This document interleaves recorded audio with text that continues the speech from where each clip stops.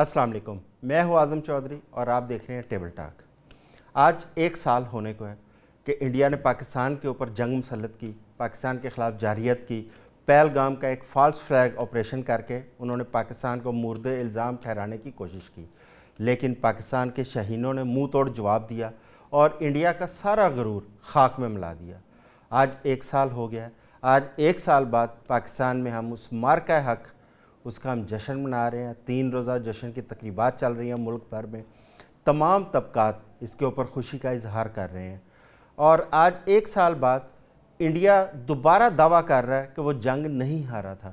اب اس کا فیصلہ کون کرے گا کہ پاکستان جیتا تھا یا انڈیا ہارا تھا، یا انڈیا کا جو اس وقت جھوٹا ایک پروپیگنڈا چل رہا ہے اور وہ ان کے وزیر اعظم سے لے کر ان کے گودی میڈیا تک وہ ایک جھوٹا پروپیگنڈا سوشل میڈیا کے اوپر پھیلا رہے ہیں کہ وہ جنگ نہیں آ رہے، جبکہ ان کے انتہائی جدید ٹیکنالوجی سے لیس جو رافیل طیارے تھے وہ پاکستان نے گرائے، ان کے S-400 جو ریڈار سسٹم تھا وہ پاکستان نے تباہ کیا، ان کا میزائل سسٹم وہ پاکستان نے تباہ کیا، اور یہ پوری دنیا نے پاکستان کی کامیابی دیکھی، اور یہ وہی مارکہ حق تھا جس کی وجہ سے پاکستان کی جو دفاعی صلاحیت تھی وہ پوری دنیا کے سامنے اجاگر ہوئی، اور آج ایران اور امریکہ اسرائیل کی جنگ کے اندر پاکستان کو جو عزت مل رہی ہے، پاکستان کو اس وقت جو ثالث کا ایک مقام ملا ہے، اور میں سمجھتا ہوں اس کی بنیاد مارکہ حق کے دوران رکھی گئی، اور اس کا ذمہ دار انڈیا ہے جو آج بھی اپنی اسی ڈھٹائی، اپنے اسی جھوٹ کو بیچنے کی کوشش کر رہا ہے۔ ان تمام چیزوں کے اوپر ہم بات کریں گے۔ ہمارے ساتھ اس وقت اسٹوڈیو میں موجود ہیں جناب میجر راؤ تصور حسین صاحب، دفاعی تجزیہ کار ہیں، ان کے ساتھ ساتھ بریگیڈیئر غضنفر ڈار صاحب، انہوں نے ہمیں جوائن کیا ویڈیو لنک پہ، سینئر تجزیہ کار ہیں، اور ان کے ساتھ ساتھ زمان باجوہ صاحب ہیں جو عالمی امور پہ مہارت رکھتے ہیں، انہوں نے ہمیں جوائن کیا ہے۔ میجر صاحب، آج 1 سال ہو گیا ہے انڈیا نے پاکستان کے اوپر ایک فالس فلیگ آپریشن تھوپنے کی کوشش کی جو پہلگام کے اندر انڈیا نے کیا، لیکن اس کا ثبوت نہیں پیش کر پایا، اور آج انڈیا ہم دیکھتے ہیں کہ وہاں پہ سوشل میڈیا پہ یہ دعوے کیے جا رہے ہیں، 100 بائی 100 ان کے پرائم منسٹر یہ کہہ رہے ہیں کہ یہ جو جنگ تھی جسے انہوں نے آپریشن سندور کا نام دیا تھا، وہ یہ دعویٰ کرنے کی کوشش کر رہے ہیں کہ وہ کامیاب رہے تھے، جبکہ پاکستان کی کامیابی تو پوری دنیا نے دیکھی تھی۔ کس بنیاد پر انڈیا یہ دعویٰ کر رہا ہے؟ اپنے عوام کو سر مطمئن کرنے کے لیے انہوں نے جھوٹا دعویٰ تو کرنا، جس طرح پہلگام آپریشن انہوں نے جھوٹا کیا ہے، جھوٹا آپریشن وہ کیا ہے، حملہ کر کے بتایا گیا کہ یہاں پہ پاکستان کے ٹیررسٹ آئے یا پاکستان کی فورسز سے لوگ آئے، جبکہ ایکچولی وہاں پہ کوئی بھی آدمی پاکستان کی طرف سے نہیں گیا، نہ پاکستان کی کسی قسم کی اس کے اندر انوالومنٹ تھی، لیکن وہ جھوٹ بولنے کے انٹرنیشنل لیول پہ ماہر ہیں۔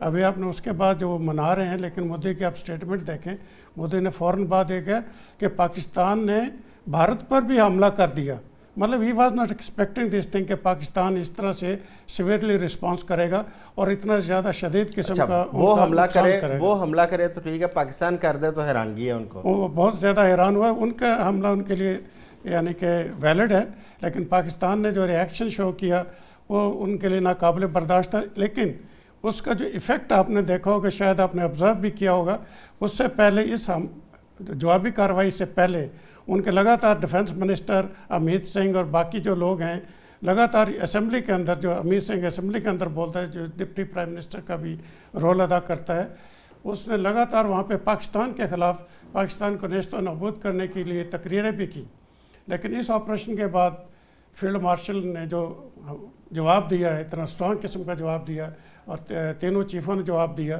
تو قوم نے بھی اس کا جواب دیا، عوام بھی اس کے ساتھ تھی، فوج کے ساتھ تھی، اور ابھی بھی ہے ماشاءاللہ۔ تو لیکن جو جواب ملا اس کے بعد وہ اسمبلی کے اندر حکومتی ارکان تقریریں کرنا بھول گئے، گو کہ اپوزیشن بار بار ان سے جواب مانگ رہی، آج تک 1 سال مکمل ہو گیا، راجیو گاندھی کا جو بیٹا ہے وہ ابھی تک اس سے جواب مانگ رہا ہے کہ مودی صاحب جواب دو، آپ نے پاکستان سے جو لڑائی لڑی تھی یہ کیوں بند کی، آپ نے کیوں ریکویسٹ کی ٹرمپ کو۔ اس میں ایک خوبصورت بات یہ ہے کہ پاکستان کے کسی شخص نے USA کو ریکویسٹ نہیں کی کہ آپ لڑائی بند کروا دیں، یہ ریکویسٹ مودی کی طرف سے گئی، ان کی گورنمنٹ کی طرف سے گئی کہ ہمارا بہت زیادہ لاس ہو گیا، ہمارے تمام گریڈ اسٹیشن بیٹھ گئے ہیں، کمپیوٹر سسٹم بیٹھ گیا، اور جو میزائل سسٹم وہ تباہ ہو گیا، اور جو بہترین ان کے طیارے تھے وہ تباہ کر دیے گئے، اسٹینڈ آف ڈسٹنس کے بینیفٹ کی وجہ سے اور جو ہمارے پاس اللہ تعالیٰ نے مہربانی فرما کے جو میزائل ہمیں دیے اس سے ہمارے پائلٹوں نے بہترین طریقے سے ان کو ٹارگٹ کیا اور ان کو ڈسٹرائی کیا. بالکل ٹھیک ہے. بریگیڈیئر غضنفر ڈار صاحب، آج 1 سال ہو گیا ہے اور اس 1 سال کے دوران پاکستان کو پوری دنیا کے اندر بہت عزت کی نگاہ سے دیکھا جا رہا ہے اور پاکستان آج پوری دنیا کے اندر دفاعی صلاحیت کے ساتھ ساتھ جو سفارتی صلاحیت ہے وہ بھی کھل کے سامنے آئی ہے. کیا آپ سمجھتے ہیں کہ یہ اس کی بنیاد یہ انڈیا کا وہی سو کالڈ آپریشن سندور تھا جس کے جواب میں مارکہ حق میں پاکستان نے اس کو شکست دی اور اس کی وجہ سے پوری دنیا کے اندر پاکستان کو یہ مقام ملا ہے آج؟ جی بالکل، یہ بات آپ کی بالکل ٹھیک ہے. دیکھیں، جو ہماری دفاعی صلاحیت ہے اس کا تو ہم نے ثبوت دے دیا اور اس کو انڈیا کے اوپر اس کی برتری جو ہے وہ اسٹیبلش کر دی. مگر اس کے ساتھ ساتھ یہ تھا کہ دنیا کے اندر ہمارا جو پوائنٹ آف ویو تھا اس سارے کرائسس کے بارے میں، جو ہمارا نیریٹو تھا اس کو جو لے کے چلنا تھا وہ ہمارے فارن آفس نے ہی لے کے چلنا تھا. تو وہ میں سمجھتا ہوں کہ ایک بہترین نیریٹو جو ہے وہ فارن آفس نے بنایا، اور نہ صرف فارن آفس نے بلکہ اس طرح سے ہوتا ہے، میرا کچھ تجربہ ہے فارن آفس کے ساتھ کام کرنے کا، کہ جب بھی ایسی ایک سچویشن پیدا ہوتی ہے جس میں کرائسس کا لیول جو ہے وہ بہت ہائی ہوتا ہے تو وہاں پہ فارن آفس جو ہے وہ بیک گراؤنڈ میں رہ کے کام کرتا ہے، اور جو ملک کی ٹاپ لیڈرشپ ہے جیسے پرائم منسٹر ہیں، فیلڈ مارشل ہیں یا فارن منسٹر ہیں، یہ جو ہیں یہ لیڈ کرتے ہیں فرام دا فرنٹ. نارمل حالات میں جو ڈپلومیٹس ہیں they lead from the front, لیکن جب اس لیول کا کرائسس آتا ہے تو فارن آفس پیچھے بیک گراؤنڈ میں کام کر رہا ہوتا ہے اور اپنی میکسیمم ان پٹ جو ہے پروفیشنل ان پٹ دے رہا ہوتا ہے، اور یہ آگے جو ہے پھر فارن پالیسی کو لے کے چلتے ہیں. تو اس لحاظ سے میں سمجھتا ہوں کہ یہ جو ہمیں کامیابی اللہ پاک نے دی اس میں مارکہ حق میں، اس کو ڈپلومیٹک لیول پہ بھی ہم نے اس طرح سے کیش آن کیا کہ انڈیا کا جو خیال تھا، بلکہ ہمارا اپنا بھی یہ خیال تھا اور پوری دنیا کا یہ خیال تھا کہ پاکستان ڈپلومیٹیکلی دنیا میں آئسولیٹ ہو چکا ہے. اس آئسولیشن سے ہم نہ صرف نکلنے میں کامیاب ہوئے بلکہ نکل کے ہمارا اسٹیچر جو ہے ڈپلومیٹک وہ دنیا میں ایک ایسے لیول پہ پہنچا کہ جو انپریسیڈنٹڈ تھا ہماری ہسٹری میں. آج تک ہمیں یہ عروج نہیں ملا جو کہ اس مارکہ حق کے بعد اللہ تعالیٰ نے ہمیں عطا فرمایا، اور اس میں اللہ تعالیٰ کی مہربانی تو شامل تھی. اس کے ساتھ ساتھ ہماری جو قومی لیڈرشپ ہے، پولیٹیکل بھی اور ملٹری لیڈرشپ بھی، اور فارن آفس ہمارا، اس کا بہت بہترین کنٹریبیوشن ہے اور اس کو جتنا اپریشیٹ کیا جائے اتنا کم ہے. تو اس لحاظ سے بالکل آپ کی بات ٹھیک ہے کہ ہمارا ڈپلومیٹک سٹرکچر جو ہے وہ بہت انہینس ہوا ہے اس مارکہ حق میں کامیابی کے بعد. بالکل ٹھیک ہے، بالکل ٹھیک ہو گیا. ڈاکٹر حسن ظفر صاحب ویلکم، آپ نے ہمیں جوائن کیا. ڈاکٹر صاحب، سال گزر گیا اس لڑائی کو، پاکستان نے جب انڈیا کو ایک شکست دی، لیکن انڈیا نے اس وقت جو ہمارا سندھ طاس معاہدہ تھا اسے معطل کر رکھا ہے، جس کی وجہ سے پاکستان کے اندر ایک پانی کی بہت بڑی ایک کمی ہمیں نظر آ رہی ہے، اور اس کا براہ راست جو ایک اثر پڑ رہا ہے وہ ہماری زراعت کے اوپر پڑ رہا ہے. کیا وجہ ہے کہ یہ سندھ طاس معاہدہ کو ابھی تک انڈیا بحال نہیں کر رہا، جبکہ ہم انٹرنیشنل فورم پر بھی گئے ہیں، اور اگر اس کو بحال نہیں کرتا انڈیا تو اس کا ہمارے پاس حل کیا ہے، آلٹرنیٹ اس کا کیا ہے؟ بہت بہت شکریہ اعظم چودھری صاحب. اس کا آلٹرنیٹ تو کل D G I S P R صاحب نے اپنی پریس کانفرنس میں سوال کے جواب میں اس کا اشارہ دے دیا. یہ معاملہ اگر ڈپلومیسی سے حل نہیں ہوتا اور انڈیا پانی کو ایک لیوریج کے طور پہ، ہتھیار کے طور پہ استعمال کرتا ہے تو فوجی حل کے علاوہ اس کا کوئی حل نہیں رہ جائے گا.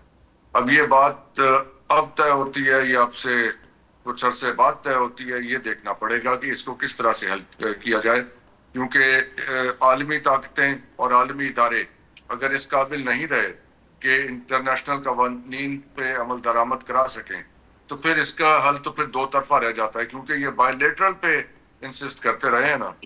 تو اس کے نتیجے میں پاکستان نے تو اشارہ کیا تھا کہ ہم شملہ معاہدہ جو ہے اس کو ہم معطل کر دیں گے. معطل کرنے کا مطلب کیا ہے کہ ہم لائن آف کنٹرول کو ریکگنائز نہیں کرتے. لائن آف کنٹرول جب ریکگنائز نہیں ہے اور شملہ معاہدہ اگر ختم ہو جاتا ہے تو پھر لیگل پوزیشن کشمیر تو انٹرنیشنل کاغذ ہیں اس میں تو ڈسپیوٹڈ علاقہ ہے. جب لائن آف کنٹرول کی ریکگنیشن ختم ہوتی ہے تو پھر اگر آپ کی فوج وہاں پہ اندر چلی جاتی ہے, کوئی کارروائی کرتی ہے, یا ہماری طرف سے کچھ لوگ, ظاہر ہے دونوں طرف کی آبادی ہے, وہ دوسری سائڈ پہ جاتے ہیں, تو پھر ہم کسی معاہدے کی خلاف ورزی نہیں کر رہے کیونکہ وہ معاہدہ ہی ختم ہو گیا. جب وہ معاہدہ ختم ہو گیا تو پھر اس کے اوپر تو پھر فورس کا استعمال رہ جاتا ہے.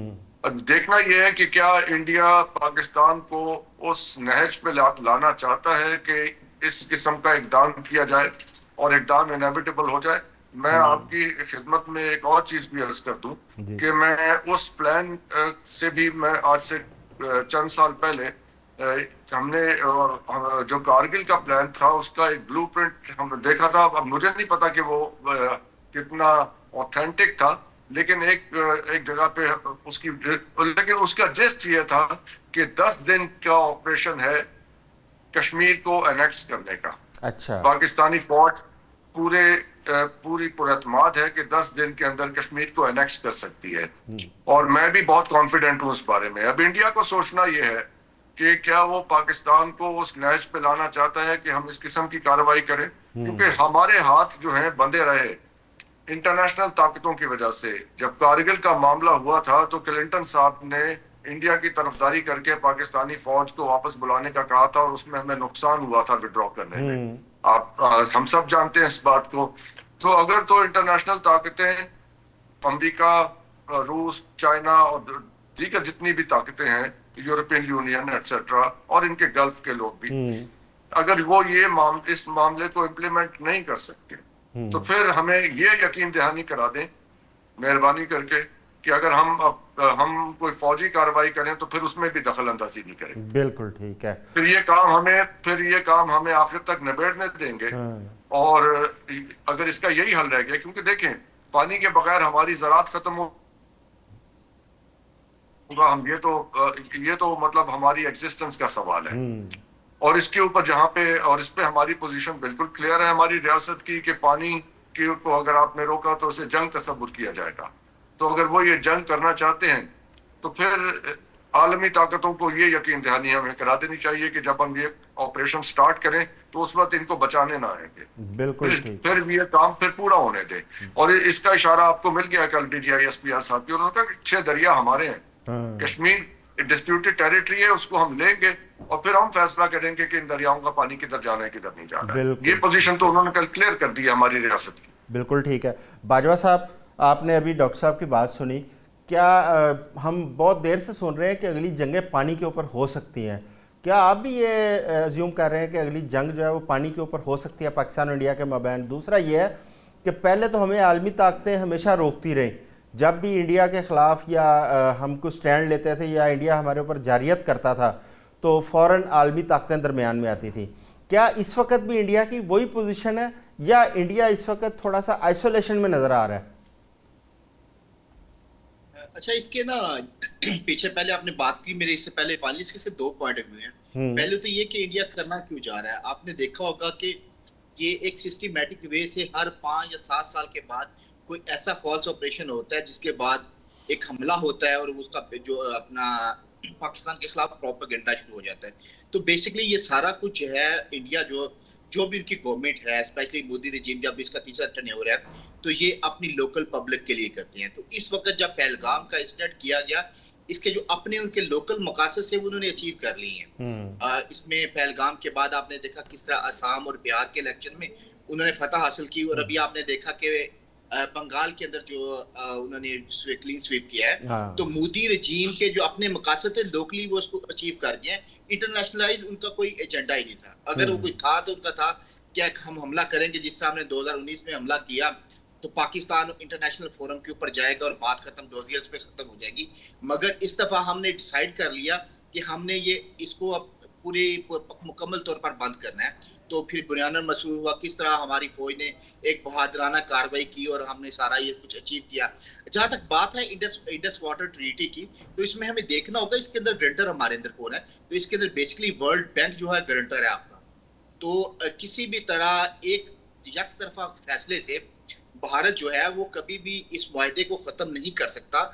जहां तक आपने कहा जंग इस पे होगी, तो बिल्कुल आगे आप देखें कि जिस तरह दुनिया के रिसोर्सेज श्रिंक हो रहे हैं, स्पेशली ये क्लाइमेट चेंज के आने के बाद फूड सिक्योरिटी और सारी फूड सिक्योरिटी आपकी लिंक्ड है वाटर के साथ। और बेसिकली पाकिस्तान जैसा मुल्क जिसका सारी के सारी अगर आप आबादी देखते हैं तो वो इंडस सिविलाइजेशन की जो हिस्टोरिक आपकी लाइन है उसी के ऊपर है। तो बिल्कुल अगली जंग होगी और इसमें भी पाकिस्तान का बड़ा वाज़ेह मौक़िफ़ है कि पहले तो हम इस चाहते हैं कि ये मामला जो वर्ल्ड बैंक की ट्रीटी है उसके अकॉर्डिंगली हल हो और पाकिस्तान पानी को मिलता रहे। अगर नहीं होगा तो फिर पाकिस्तान किसी भी वक्त जो है जितने अगर को वहाँ पे बंद बनाने की कोशिश की जाती है तो हमारे फाइटर जहाज उसको उड़ा देंगे। तो ये बड़ा एक क्लियर मौक़िफ़ है हमारे इस बारे में। और दूसरी बात यह है कि अगर हम इसको एक और पॉइंट ऑफ व्यू से देखें कि इस वक्त इंडिया के पास अपनी इतनी कैपेसिटी भी नहीं है कि वो इतने बड़े पैमाने पे पानी को रोक सके, क्योंकि अगर आप वहाँ की डाइवर्सिटी को देखते हैं, आप वहाँ की टेरेन को देखते हैं, तो बहुत बड़े जो अपना डैम्स है उनका स्पेशली इंडियन ऑक्युपाइड कश्मीर के अंदर ये बनना भी बहुत मुश्किल है। तो बातों से तो किया जा सकता है, अगर ऐसा कोई सोल्यूशन निकल रहा होता तो अब तक भारत जो है वो पाकिस्तान का पानी रोक चुका होता। और स्पेशली 9 मई के साथ जब रात को जो उनके साथ हुआ उसके बाद उन्होंने एक सबक तो सीख लिया कि हम बढ़ के तो मारेंगे मगर हम कोई ऐसा फॉल्स ऑपरेशन दोबारा ऐसा कोई नहीं करेंगे, क्योंकि पाकिस्तान का इसके बाद जो मौक़िफ़ आएगा वो बड़ा सख्त है। तो इंटरनेशनल कम्युनिटी जो है स्पेशली इंटरनेशनल इंस्टीट्यूशन जो है उनकी तो कोशिश यही है कि पाकिस्तान, क्योंकि ये दोनों एक न्यूक्लियर पावर है और खित्ते के अमन के लिए सस्टेनेबिलिटी नहीं है अगर ये दोनों ममालिक एक दूसरे के साथ वॉर के अंदर आते हैं। तो जितनी भी दुनिया की पावर्स हैं वो कभी भी एक फुल फ्लैश जंग जो है वो एक बड़े लेवल पे इन दोनों मुल्कों के दरमियान नहीं होने देंगे। आपने देख लिया कि पिछली दफा भी 4 दिन के अंदर ही सारी कुव्वतें इसके अंदर एंगेज हुई और एक सीज फायर हो गया। बिल्कुल बिल्कुल। ये मेरे साहब बड़ी इंपॉर्टेंट बात की है हिंदुत्व की बाजवा साहब ने, कि इंडिया का हमेशा जो है ना फोकस रहा है कि वो एंटी पाकिस्तान एंटी इस्लाम एक नैरेटिव बनाते हैं और उसका अपनी डोमेस्टिक जो पॉलिटिक्स है उसके अंदर फ़ायदा हासिल करने के लिए सारा कुछ किया जाता है। अच्छा, अब उसका उनको अल्टीमेटली फ़ायदा भी पहुंचा नज़र आ रहा है कि हिंदुत्व की सियासत का मोदी को फ़ायदा पहुंचा है। अच्छा, लेकिन इससे इंडिया का जो अपना एक जमहूरी तशख़्ख़ुस था क्या वो मजरूह नहीं हुआ पूरी दुनिया के सामने? सर, इसमें इंडिया को जो नुकसान हुआ है ना बहुत ज़्यादा, वो सेकुलर स्टेट के तौर से अपने आप को अपोज कर रहा था इंटरनेशनल लेवल पे। लेकिन जैसे इन लोगों ने एटीट्यूड इख्तियार किया मुसलमानों के साथ, क्रिश्चियंस के साथ, दलित के साथ, आप सिर्फ मुसलमानों को ना देखें वहाँ पे, इन्होंने तमाम माइनॉरिटीज़ को ऊपर तशद्दुद किया है, उनकी ज़िंदगियों को अजीरन बनाया हुआ है और उनके साथ तबाही की हुई है। आप जाकर देखें, वीडियो देखें, अगर आप असेस कर सकते हैं तो वहाँ पे इनकी लाइफ को इंतहाई लो लेवल पर लाए हुए हैं। इनके रोज़गार बंद किए हुए हैं, मुआशात बंद की हुई है और इनके ऊपर जो तशद्दुद करते हैं उनके जो गुंडे हैं ये मोदी साहब के, वो बहुत ज़्यादा तशद्दुद करते हैं और उनका एक रोज़गार जैसे लूट मार है, मुसलमानों की दौलत लूट लो, इनके घरों को लूट लो, इनके घरों को जला दो, इनकी औरतों के साथ बदतमीज़ी करो, ये उनका कल्चर है।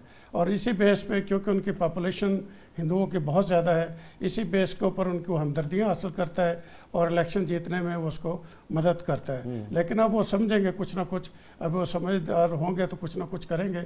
जैसे तमिलनाडु का भी इलेक्शन हुआ नहीं, लेकिन उनकी जब इस 3 रियासतों के अंदर मगरबी बंगाल, असम और पंडुचेरी, उसके अंदर हम देख रहे हैं कि बीजेपी ने खासी अक्सरियत, बल्कि मगरबी बंगाल में तो क्लीन स्वीप किया है ना उन्होंने, बाकी 2 रियासतों में वो मखलूत गवर्नमेंट बना रहे हैं। तो इसका मतलब है कि वहाँ की जो अवाम है उसको भी उन्होंने उस अपने बयानिए के रंग में रंग दिया हुआ है। देखें जी, लीडर वो होता है जो आवाम के पल्स के ऊपर हाथ रखता है या वो आवाम को अपने साथ मिलाता है। अब मोदी साहब ने जो ये तशद्दुद वाला तरीक़ाकार इख्तियार किया, उसने पहले इसको, वो तो इनका अदना कारकुन था, ये जो इनका तशद्दुद वाले जो ग्रोह RSS का अदना कारकुन था, ये चाय पिलाता था लोगों को। लेकिन उससे ग्रो करता करता गुजरात में इसने बहुत ज़्यादा तशद्दुद किया, मुसलमानों को मारा। ये बुचर مشہور ہے، وہاں کا کسائی مشہور ہے گجرات کا، اور انٹرنیشنل لیول پہ بھی اس کو گفتگو لوگ کا پسند نہیں سلسلہ کرتے۔ جاری رکھیں گے اور اسی سے آگے تسلسل۔ ابھی وقت ہوا ہے ایک شارٹ بریک کا، ہمارے ساتھ رہیے گا تھوڑی دیر میں۔ بریگیڈیئر ڈار صاحب، یہ پاکستان نے جو کامیابی حاصل کی تھی انڈیا کے حوالے سے، اب انڈیا کے پاس جو اس میں کوئی اس میں شک نہیں ہے کہ دنیا کے بہترین طیارے تھے رافیل طیارے، اب وہ ان طیاروں کے گرنے میں، پاکستان کا اس میں کامیابی حاصل کرنے میں کیا ٹیکنالوجی کی امپورٹنس تھی، یا اس میں پاکستان کے جو فضائیہ کے ہمارے جوان ہیں ان کی بہترین ٹریننگ کا اس میں کمال تھا، یا جذبہ ایمانی تھا؟ آپ اس میں سے کیا سمجھتے ہیں؟ میں یہ سمجھتا ہوں کہ جو جہاں تک کمپیریزن ہے ان طیاروں کا، رافیل کا اور J-10C کا، تو ڈیفینیٹلی رافیل جو تھا وہ ایک بڑا ایڈوانسڈ طیارہ ہے، اور وہ مطلب ہے یہ دیکھیں کہ دنیا میں وہ طیارہ جو ہے تقریباً سن 2000 سے آنورڈ وہ استعمال ہو رہا ہے، جبکہ J-10C جو ہے وہ کمبیٹ میں فرسٹ ٹائم پاکستان نے استعمال کیا۔ تو یہ اس طیارے کا بھی ٹیسٹ ہوا، لیکن یہ دیکھیں یہ طیارہ بیٹل ٹیسٹڈ، کمبیٹ ٹیسٹڈ پہلے نہیں تھا۔ یہ پاکستان نے جب انڈیا کے ساتھ جنگ کی ہے تو یہ کمبیٹ ٹیسٹڈ ہوا ہے یہ طیارہ جو ہے، تو اس کی پرفارمنس جو ہے، جبکہ رافیل کی پرفارمنس دنیا میں اسٹیبلشڈ تھی، اس کی اسٹیبلشڈ نہیں تھی، تو اس کی پاکستان نے اسٹیبلش کی ہے۔ اس کا مطلب ہے کہ پاکستان کے جو پائلٹس کی اور ہماری ایئر فورس کی، گراؤنڈ کرو کی بھی، ظاہر ہے جتنے بھی انجینئرز ہیں سب برانچز کی، ان کی جو پروفیشنل کمپیٹنس ہے اس نے زیادہ رول پلے کیا ہے ایئر فورس کی انڈیا کے مقابلے میں کامیابی میں، کیونکہ صرف طیارے کا اچھا ہونا جو ہے دیٹ از ناٹ انف، جب تک جو مین بہائنڈ دا گن ہے اگر اس کی پروفیشنل کمپیٹنس نہیں ہے تو وہ کسی صورت بھی اس کو ایفیکٹیولی یوز نہیں کر سکتا۔ اور ایکچولی یہی ڈفرینس تھا انڈیا اور پاکستان کی ایئر فورس کے اندر، کہ ان کے جو پائلٹس تھے جس طریقے سے انہوں نے اپنے جہازوں کو استعمال کیا، اپنی پوری ایئر فورس کے سسٹم کو استعمال کیا، وہ کمپیریٹیولی اتنا پروفیشنل نہیں تھا جتنا کہ پاکستان کی ایئر فورس کا تھا۔ پاکستان کی ایئر فورس جو تھی انہوں نے اپنے پورے سسٹم کو انٹیگریٹ کیا ہوا تھا، نیٹ ورک کیا ہوا تھا، تو ان کے جتنے بھی ریسورسز تھے، خواہ وہ سائبر وارفیئر کے تھے، ایئر کرافٹ اٹ سیلف تھا، ٹارگٹ ایکوزیشن کے تھے، راڈارز تھے، وہ سارے جو تھے دے ور ویل نیٹ ورکڈ، جبکہ انڈیا کے اندر اس کے سلسلے میں کچھ مسائل تھے، اس لیے وہ اپنی ایئر پاور کو اس طریقے سے ایفیکٹیولی یوز نہیں کر سکے جس طرح کہ پاکستان نے یوز کیا۔ پھر یہ تھا کہ پاکستان کے اندر پاکستان ایئر فورس نے چونکہ ان کو پتا تھا کہ آنے والی جنگ جب بھی ہوگی اس کے اندر ہمیں جو میجر چیلنج دینا ہے وہ رافیل طیاروں کی طرف سے آنا ہے، تو انہوں نے اپنی پوری ٹریننگ جو تھی اس کو فوکس کیا ہوا تھا کہ ہم نے رافیل کے خلاف کس طرح سے لڑنا ہے۔ پوری ہماری ایئر فورس کی ٹریننگ کا، پائلٹس کی ٹریننگ کا یہ پرائمری فوکس تھا، اور اس میں جتنی بھی سچویشنز ہو سکتی تھی رافیل سے کمبیٹ کے سلسلے میں، وہ ساری کی ساری انہوں نے کئی سال سے ریہرسل کی ہوئی تھی ان کی، اور اپنی ایکسرسائزز میں ان کو ریہرس کیا ہوا تھا۔ اس لیے جب موقع آیا ہے آمنے سامنے دونوں آئے ہیں، تو ہماری جو پاکستان ایئر فورس ہے یہ بیٹر پروفیشنل کمپیٹنس کے ساتھ انٹر ہوئی ہے اس جنگ کے اندر، اس لیے ہمیں کامیابی ملی ہے۔ ادروائز اگر ٹیکنالوجی میں دیکھیں تو رافیل طیارہ جو تھا وہ کسی صورت میں بھی J-10C سے کم نہیں تھا، اور وہ پروون تھا دنیا میں اس کی پرفارمنس۔ J-10C کی پرفارمنس جو ہے اس کو پاکستان ایئر فورس نے پروو کیا ہے، بالکل۔ تو اس لحاظ سے یہ ان دونوں میں فرق تھا۔ پھر یہ تھا دیکھیں پاکستان نے ایک اور جو کیپیبلٹی ڈیمانسٹریٹ کی وہ ہے ملٹی ڈومین آپریشنز کی۔ انڈیا کو آئیڈیا نہیں تھا کہ ہم یہ کیپیبلٹی جو ہے یہ حاصل کر چکے ہیں، نہ صرف حاصل کر چکے ہیں بلکہ اس کو ہم پریکٹائز کر چکے ہیں، اس کا عملی طور پہ ہم اس کو اپنی ایکسرسائزز میں امپلیمنٹ کر چکے ہیں۔ देखिए इस वक्त दुनिया में ये जो मल्टी डोमेन ऑपरेशंस है, ये सारी जो एयर फोर्सेस, सारी आर्मी एयर फोर्सेस नहीं कर सकती। ये इस वक्त दुनिया में जो कर सकती हैं वो यूनाइटेड स्टेट्स है, चाइना है, रशिया है, और अभी पाकिस्तान ने डिमॉन्स्ट्रेट की है। तो मैं ये समझता हूँ ये हमारा जो प्रोफेशनल कॉम्पिटेंस का ये लेवल है, ये इंडिया एक्सपेक्ट नहीं कर रहा था कि हमारा ये लेवल होगा। बिल्कुल और मैं ठीक। आपको ये भी बताता चलूं कि देखिए इसमें हम जितना इंडिया का नुकसान कर सकते थे ग्राउंड ऑपरेशंस में भी और एयर ऑपरेशंस में भी, उतना हमने नुकसान नहीं किया।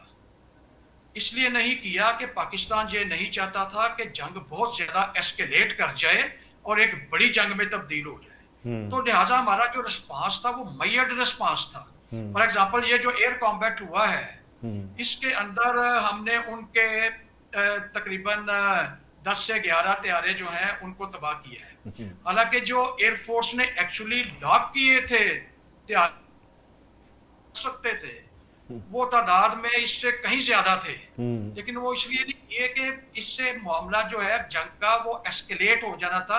पाकिस्तान चाहता था कि नहीं हम एक मेजर्ड रिस्पांस दें कि इंडियंस को पता भी चल जाए कि भाई आपका जिस दुश्मन से पाला पड़ा है उसको आप इजी नहीं ले सकते, लेकिन इतना भी ना आगे बढ़े कि फिर जंग लंबी हो जाए और फैल जाए जंग। बिल्कुल तो ये ठीक है। चीज भी हमारे लिए बड़ी सेटिस्फेक्शन की बात है कि हमने दुश्मन पे अपनी बर्तरी प्रूव कर दी। और इंडियंस को पता है जब जहाज लॉक होता है, कोई दूसरा जहाज हम मिसाइल उसको लॉक करता है, उसको पता होता है कि मेरे साथ क्या हुआ है। तो इंडियंस को ये पता है कि पाकिस्तान बहुत ज्यादा नुकसान कर सकता था, लेकिन पाकिस्तान ने उनका लिहाज किया है। और उसके बावजूद मैं समझता हूँ कि जितना भी हमने किया उसमें अल्लाह पाक ने हमें बहुत बिल्कुल बेहतरीन बिल्कुल कामयाबी। अल्लाह ताला ने उसमें मैं कामयाबी दी। एक बात कहना चाहता हूँ, जी जी। देखिए इंडिया भी ये नहीं चाहता था कि ये जंग बढ़े। हाँ। उसकी वजह ये है, वो हमें कैसे पता चलता है कि इन्होंने जो अटैक किया, इन्होंने अटैक किया ऐसे टारगेट्स पे जो टारगेट्स मिलिट्री टारगेट्स नहीं थे, वो सिविलियन बिल्डिंग्स थी। हाँ। तो इन्होंने सिविलियन बिल्डिंग्स पे अटैक करके, इसके बाद जयशंकर साहब जो है उनके फॉरेन मिनिस्टर, उन्होंने एक स्टेटमेंट दी। उन्होंने कहा Pakistan has the epsilon naught to respond to these strikes. अच्छा। जिसमें उन्होंने कहा कि वो मतलब कहने का ये था कि हमने तो सिविलियन बिल्डिंग्स को अटैक किया है, तो आप इसको मिलिट्री की तरफ ना लेके जाइए। तो ये यानी कि, और इसलिए जो प्रेसिडेंट ट्रंप कहते हैं कि इन्होंने मुझे फोन किया कि जंग को रुकवाएं, इनको एक्सपेक्टेड नहीं था कि पाकिस्तान रिस्पांस देगा और इतना बेहतरीन रिस्पांस देगा। तो इन्होंने डेफिनेटली ये अमेरिका को अप्रोच किया वो है तो जंग इस चीज़ रुकवाने को के लिए। देखें ब्रिगेडियर साहब, वो तो अभी तक झूठ बोल रहे हैं, इस चीज़ को तस्लीम करने को तैयार नहीं है कि उन्होंने जंग बंदी के लिए प्रेसिडेंट ट्रंप से रब्ता किया। और दूसरी बात यह है कि जहाँ तक तैयारे गिरने का मामला है, अगर हम 8 कह रहे थे तो उसको प्रेसिडेंट ट्रंप ने दुनिया को बताया कि नहीं 11 तैयारे गिरे हैं। अब ये दिन ब दिन जो है वो प्रेसिडेंट ट्रंप उनकी कमज़ोरी, उनकी नाकामी को एक्सपोज करते चले जा रहे हैं। डॉक्टर साहब, इंडिया एक क्लेम करता है, डॉक्टर हसन साहब, इंडिया ये कहता है कि हमने सिर्फ पाकिस्तान के ख़िलाफ़ जंग नहीं लड़ी, उस जंग में चाइना भी शामिल था। अच्छा, एक तो आप इस पर ज़रूर रोशनी डालिए कि चाइना की क्या किस हद तक क्या उसमें इन्वॉल्वमेंट थी या सपोर्ट थी। दूसरा ये है, मैं पानी के ऊपर दोबारा आपसे एक दफ़ा चाहूँगा कि आप उस पर थोड़ा बताएं कि पाकिस्तान के साथ डाटा शेयरिंग नहीं की जा रही अब ये पानी को लेकर, तो क्योंकि ग्लोबल वार्मिंग है, क्लाइमेट चेंज की वजह से पाकिस्तान बहुत ज़्यादा इफ़ेक्ट हो रहा है, तो अगर हमारे साथ डाटा शेयरिंग नहीं की जाती तो आने वाले दिनों में जो मानसून शुरू हो रहा है, बारिशें हैं, सैलाब आ रहे हैं, उसका कितना असर पड़ेगा इस चीज़ का भी? ये दोनों चीज़ों के ऊपर ज़रा रोशनी डालिएगा।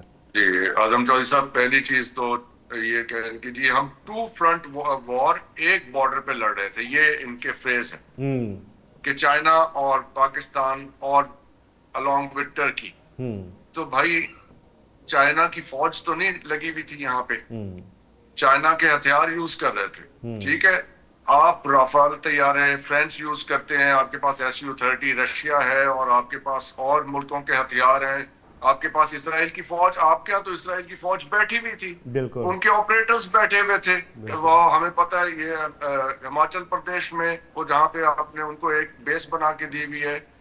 तो ये रेडिकुलस बात है یہ they are very good at concocting stories. ایک بیکار سی انہوں نے کہانی بنا کے ساری دنیا کو سنا رہے ہیں, but nobody is buying this nonsense. That is the whole point.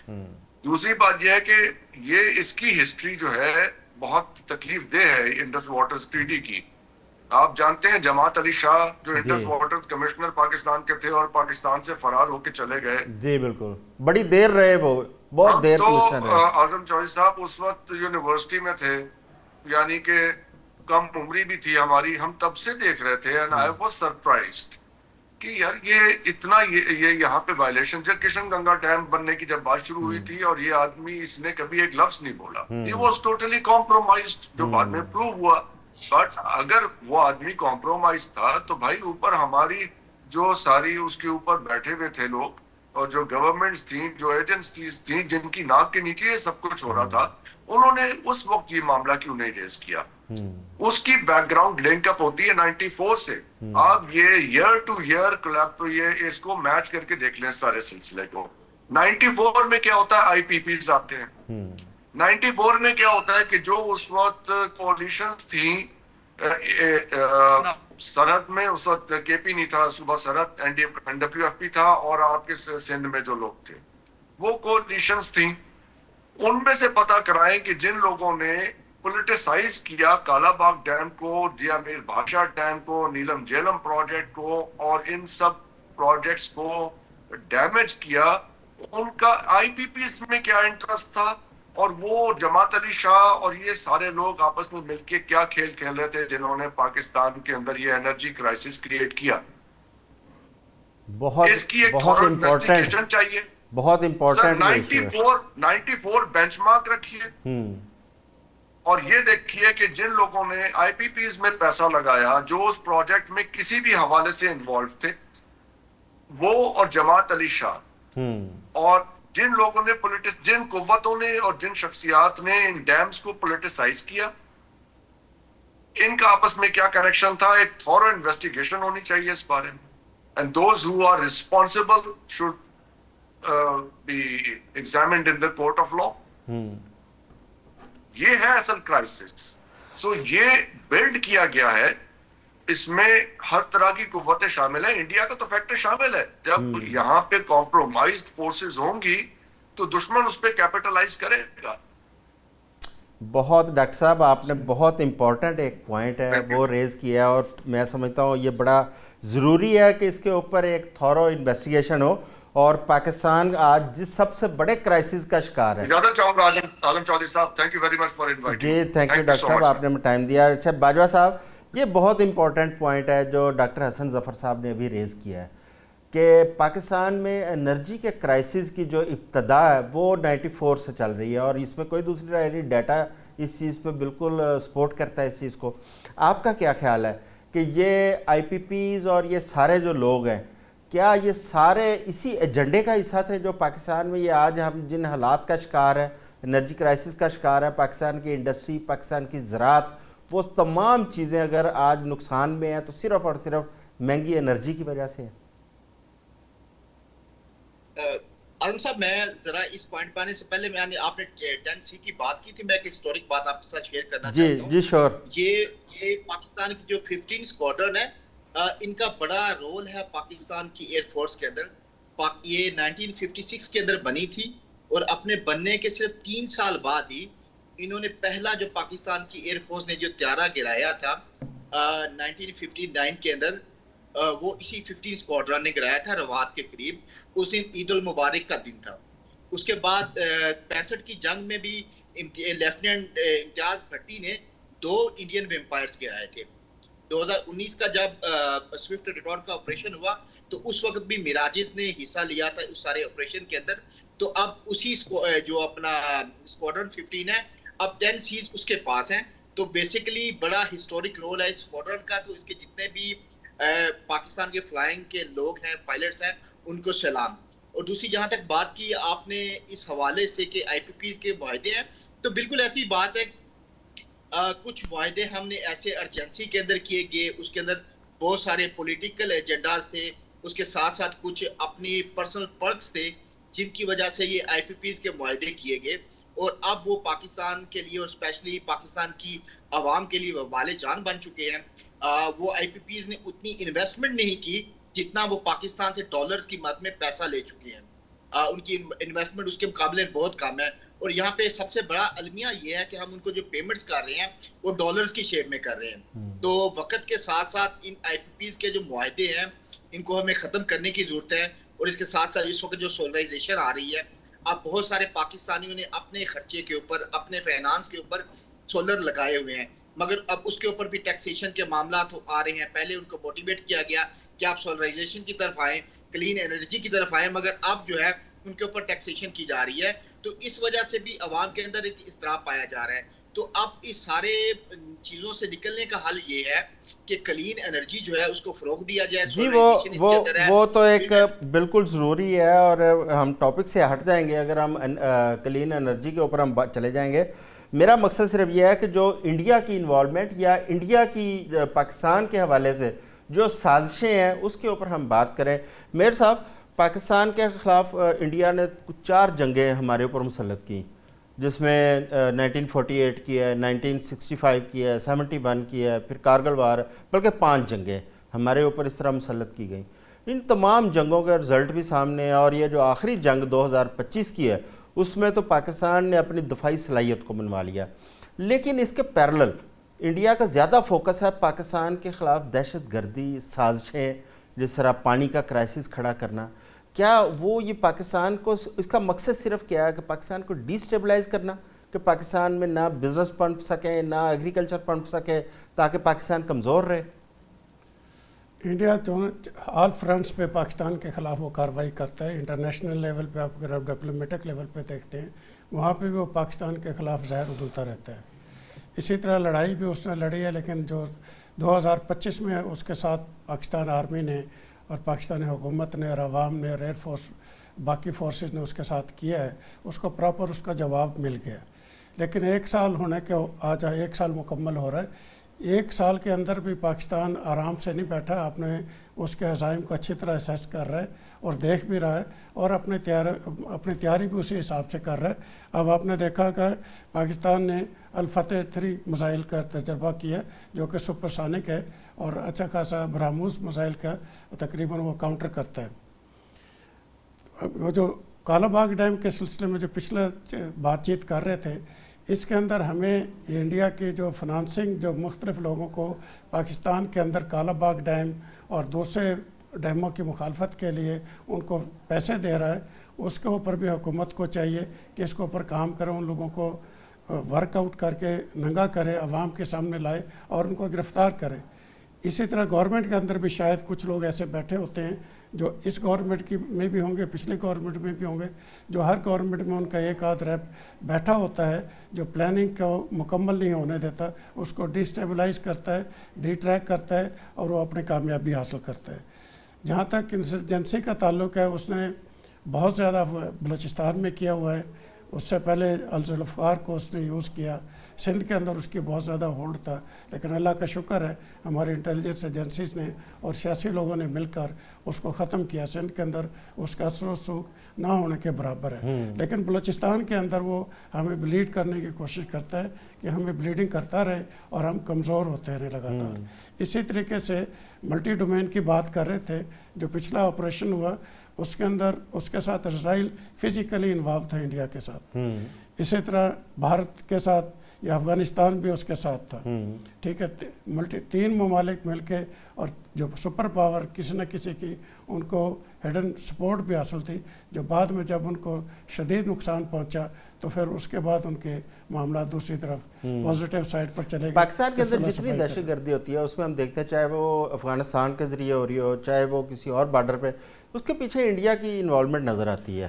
اور پاکستان نے کئی دفعہ آواز بھی اٹھائی انٹرنیشنل فورم کے اوپر, لیکن اس کے اوپر جو بین الاقوامی فورمز ہیں انہوں نے کوئی کارروائی نہیں کی, نہ انڈیا کو پوچھا. اس کی کیا وجہ ہے؟ اس کی سر وجہ یہ ہے کہ ہمارا جو وہاں پہ جو میڈیا ٹاکس انٹرنیشنل لیول پہ ہے, وہاں پہ ہم پرزور طریقے سے اپنا کیس جو ہے پیش نہیں کر سکے ابھی تک. لیکن اس میں جو پازیٹیو چیز آپ اسیس کریں گے, اس موجودہ گورنمنٹ میں کہ اب ان کا نام لے کر پکارا جاتا ہے کہ انڈیا نے یہ کیا ہے، انڈیا نے یہ دہشت گردی کی ہے۔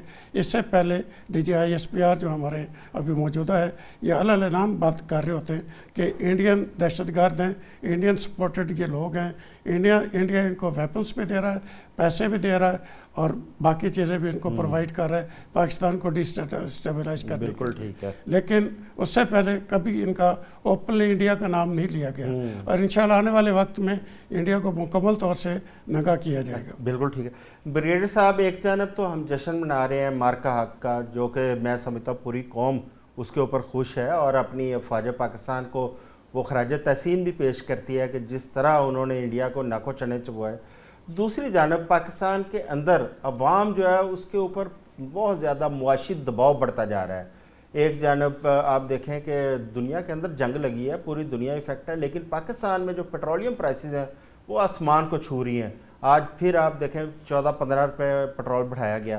اچھا، اس کے ساتھ ساتھ ایک تو اس پر بات کیا، دوسرا جو کالا باغ ڈیم کی بات ہوئی ہے، اب کالا باغ ڈیم پاکستان میں نہ بننے کی وجہ سے یا دیگر آبی ذخائر نہ بننے کی وجہ سے پاکستان کو شدید قسم کے چیلنجز کا سامنا کرنا پڑا، اور اس میں سب سے بڑا جو چیلنج ہے وہ انرجی کا ہے اور پانی کی کمی کا ہے۔ آپ تھوڑا سا اس پہ بھی روشنی ڈالیے گا کہ ان کو رکاوٹ ڈالنے میں کون کون سی قوتیں تھیں جنہوں نے آبی ذخائر نہیں بننے دیے، اور ایجنڈا کیا تھا؟ جی میں تھوڑا سا اس پہ واٹر پہ پہلے آتا ہوں۔ جی جی، دیکھیں جو دریا انڈس واٹر ٹریٹی کے تحت ہمیں ملے تھے پاکستان کو، ان کے اوپر پاکستان نے ڈیمز بنائے ہوئے ہیں۔ منگلا ڈیم بنا ہوا ہے، نیلم پاور پروجیکٹ جو ہے نیلم جیلم، وہ اس کی بھی واٹر ریٹینشن کیپیبلٹی ہے۔ تو ہم نے کچھ ڈیمز یہاں پہ بنائے ہیں، لیکن یہ جو ریجن ہے یہ اس طرح سے ہے کہ پاکستان میں جب یہ دریا انٹر ہوتے ہیں تو اس کے بعد بہت زیادہ کوئی سائٹس ایسی نہیں ہیں جن کے اوپر ڈیم بنائے جا سکے۔ تو انڈیا جو پیچھے واٹر کو اس نے ہائیڈرو الیکٹرک ڈیمز پروجیکٹس بنا کے پانی کو کچھ روکا ہوا ہے۔ دیکھیں یہ ہمیں سمجھنا چاہیے کہ انڈیا پانی کو ریٹین نہیں کر سکتا۔ انڈیا پاکستان کے پانی کو ریگولیٹ کر سکتا ہے، اس کے فلو کو ریگولیٹ کر سکتا ہے۔ پانی کہیں لے جا نہیں سکتا کشمیر سے باہر، ان دریاؤں سے باہر نہیں کہیں لے کے جا سکتا۔ الٹیمیٹلی اس پانی نے پاکستان میں ہی آنا ہے۔ تو ایسا نہیں ہے کہ انڈیا پانی اٹھا کے کہیں لے گیا ہے، صرف وہ فلو کو ریگولیٹ کر رہا ہے کہ فار ایگزامپل جب ہمیں پانی کی ضرورت ہو وہ اس کو روک دے، نہ اتنا پانی ہمیں جو ہے ہمارے دریاؤں میں آنے دے۔ تو پانی ہمیں اپنے حصے کا مل رہا ہے، اور اس میں سے کافی سارا ویسے ہم جو ہے وہ مطلب ڈیم کی چونکہ سائٹ نہیں ہے چناب کے اوپر یا جیلم کے اوپر مزید، تو ہم وہ بنا نہیں سکتے۔ جہاں تک سندھ دریا کا تعلق ہے، سندھ دریا دیکھیں وہ پاکستان کے اندر ہی بہتا ہے، اس کا ایک تھوڑا سا حصہ ہے جب وہ تبت سے نکلتا ہے تو تھوڑے ڈسٹینس میں وہ بہتا ہے لداخ کے اندر، اس کے بعد وہ دوبارہ پاکستان میں انٹر ہو جاتا ہے۔ تو سندھ کا جو پانی ہے، دریا سندھ کا، وہی پاکستان کا سب سے بڑا دریا ہے، وہ انڈیا نہیں روک سکتا، اس کا سارا پانی ہمیں مل رہا ہے۔ اس کے اوپر ڈیم بنانے کی بھی گنجائش کافی جگہوں پہ ہے، جیسے آپ نے کالا باغ ڈیم کا مینشن کیا۔ یہ کالا باغ ڈیم کی جو سائٹ ہے یہ پولیٹیسائز ہو گئی ہے، اور یہ سائٹ ابھی آئیڈینٹیفائی نہیں ہوئی تھی، یہ انگریزوں کے زمانے میں بھی آئیڈینٹیفائی ہوئی تھی، اور انگریزوں کے زمانے ہی سے اس کے بارے میں پرابلم چلے آ رہے ہیں، جس کی وجہ سے اس ڈیم کو انگریز بھی نہیں بنا سکا۔ بریگیڈیئر صاحب یہاں پہ میرا ایک سوال ہے، دیکھیں اس وقت جو ہماری موجودہ گورنمنٹ ہے، میں سمجھتا ہوں کہ ایک ایبسلیوٹ پار کے ساتھ یہ گورنمنٹ بیٹھی ہے اور اداروں کی بھرپور سپورٹ ہے۔ اگر گورنمنٹ اور ادارے مل کے اگر اپنی ول شو کریں تو کیا ہم آج بھی اپنے واٹر ریزروائر نہیں بنا سکتے، کالا باغ ڈیم نہیں بنا سکتے؟ جی میں سمجھتا ہوں آپ کی بات بالکل ٹھیک ہے، اس میں ہمیں ضرورت ہے کہ ہم پولیٹیکل کنسنسس اس کے اوپر کریں، کیونکہ جو خیبر پختونخوا اور سندھ کے جو تحفظات ہیں ان کو دور کریں، حالانکہ وہ تحفظات کو اتنے ویل فاؤنڈیڈ نہیں ہیں۔ آپ دیکھیں کہ پاکستان کے پاس جتنا پانی آتا ہے اور جتنا اس کو ہر سال سمندر میں پانی دریا کا جانا چاہیے، ہم اس سے کہیں زیادہ پانی ہمارا جو ہے وہ دریا میں جا رہا ہے۔ اگر ہم اس کو روک لیں گے तो सिंध में कोई मसला ऐसा नहीं होगा कि पानी की कमी हो जाएगी, लेकिन ये चूँकि पोलिटिसाइज हो गया मामला, इसलिए इसके ऊपर पेशरफ्त नहीं हो पा रही। और इसी तरह नौशहरा या जो पीछे कोई भी जगह है, उसको भी डूबने का कोई ख़तरा नहीं है। इसकी जो हाइट है डैम की, उसको एडजस्ट करके तो ये प्रॉब्लम जो है इसको केटर फॉर किया जा सकता है। तो मसला जो है वो पॉलिटिकल विल का है, और पॉलिटिकल विल के लिए पॉलिटिकल कंसेंसस होना जो है वो बहुत ज़रूरी है। हमारा मसला ये है कि चूँकि हर सूबे में अलहदा पार्टी की हुकूमत है, तो वो एक ही पार्टी की अगर हुकूमत सारे सूबों में हो तो शायद ये पॉलिटिकल कंसेंसस हो जाएगा। बहुत शुक्रिया ब्रिगेडियर साहब, ब्रिगेडियर जफर डार साहब, आपका शुक्रिया। जनाब राव तसव्वुर साहब, आपका बहुत शुक्रिया, आप तशरीफ़ लाए। ज़मान बाजवा साहब, आपका भी शुक्रिया। आज के लिए बस इतना ही। दोबारा आपकी खिदमत में हाज़िर होंगे नए मौज़ूआत के साथ, नए मेहमानों के साथ और ताज़ा तरीन सूरत हाल के साथ। अपना ख्याल रखिएगा। अल्लाह हाफ़िज़।